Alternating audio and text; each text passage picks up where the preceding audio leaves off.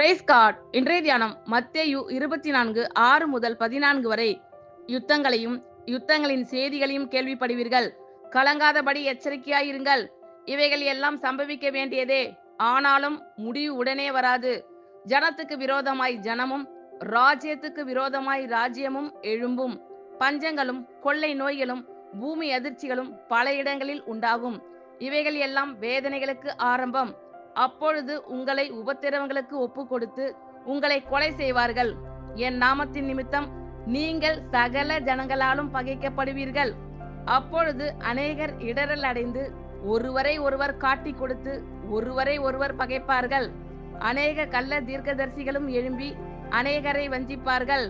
அக்கிரமம் மிகுதியாவதினால் அநேகருடைய அன்பு தணிந்து போம்.